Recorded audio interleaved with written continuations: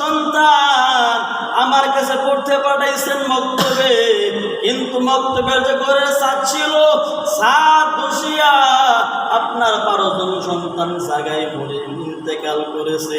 এই সংবাদ শোনার পর পয়গম্বর হযরত আইয়ুব আলাইহিস সালাম আবারও বললেন আলহামদুলিল্লাহ।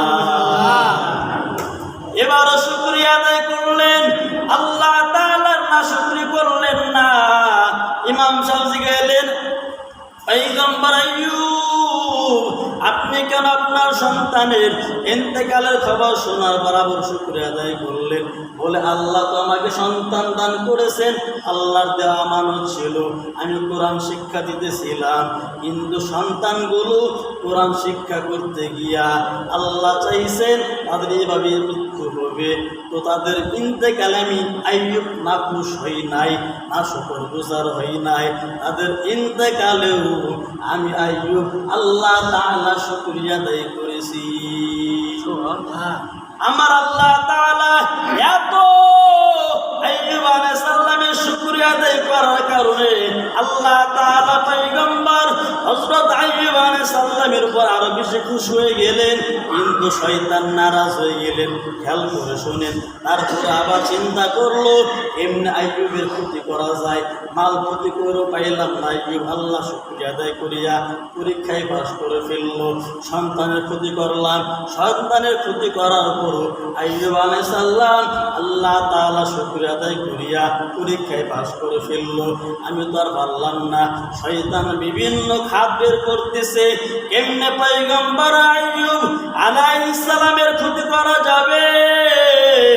এবার সে একটা গরীব দরবেশ হইয়া হযরত আইয়ুব আলাইহিস সালামের কাছে আসলেন।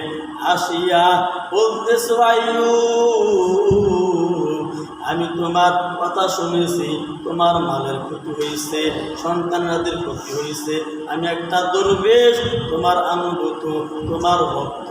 এই বলিয়া মহব্বতের কথা শোনাইতে শোনাইতে হযরত আইয়ুব আলাইহিস সালামের কাছে আসলেন।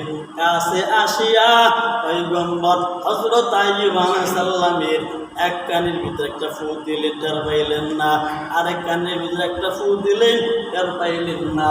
2 কানের ভিতরে ফু দেওয়ার পরে শয়তানের ফুয়ের অ্যাকশনে পয়গম্বর হযরত আইয়ুব আলাইহিস সালামের শরীরের ভিতরে একটু ঠোয়া ঠোয়া ভাব হইতেছে। ঠোয়া ঠোয়া বুঝেননি? ঠোয়া ঠোয়া ভাব হইতেছে। এইভাবে হইতে হইতে পুরা শরীর একদম ঠোয়া ঠোয়া হয়ে যাওয়ার পরে শরীরের ভিতরে চুলকানি এক প্রকার ঘা হয়ে গেল। এই গা হয়ে যাওয়ার পরে এখন নিজের স্ত্রীরা পয়গম্বর আইয়ুব আলাইহিস সালামকে একজন একজন করে বিদায় নিয়ে চলে যাইতেছে, কিন্তু পয়গম্বর আইয়ুব আলাইহিস সালামের স্ত্রী বিবি রহমা, আমরা প্রসিদ্ধ জানি পয়গম্বর আইয়ুব আলাইহিস সালামের বিবির নাম হলো বিবি রহিমা। বিবি রহিমা আইয়ুব আলাইহিস সালামের কাছে থাকলেন, তেনাকে ছেড়ে গেলেন না।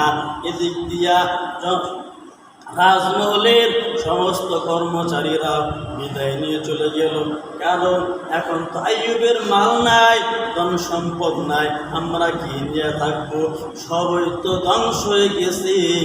এজন্য সকল কর্মচারীরাও বিদায় নিয়ে চলে গেল।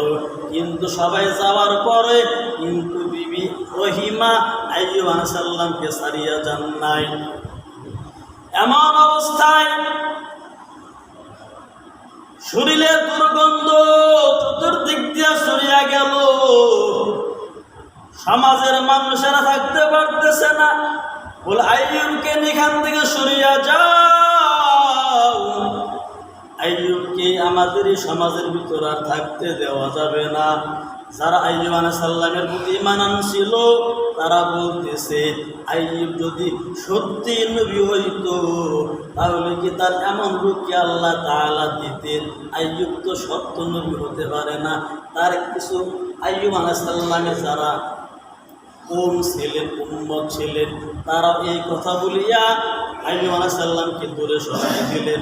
আর কিছু কম বলতেছে যে আইয়ুব না জানে কোনো বড় পাপ করছে, এই বড় পাপ করার কারণে আল্লাহ তাআলা আইয়ুবকে আযাবের ভিতরে গ্রেফতার করেছেন। আল্লাহ তাআলা নিশ্চয় আইয়ুব আলাইহিস সালাম কোন আযাবের ভিতরে গ্রেফতার করেছেন। নানা রকম প্রভাব, নানা রকম কুমন্ত্র, নানা রকম তাকে মিথ্যা অবাদ দিতেছে, সবাই দূরে চলিয়া গেল। কিন্তু সমাজের মানুষগুলো আইয়ুব আলাইহিস সালামকে দূরে সরাই দিলেন। বিবি রহিমা হযরত আইয়ুব আলাইহিস সালামকে নিয়ে সেখান থেকে রওনা হইলেন আরেক গ্রামে। ওই গ্রামের মানুষগুলো হযরত আইয়ুব আলাইহিস সালামকে গ্রামে থাকতে দিলেন না।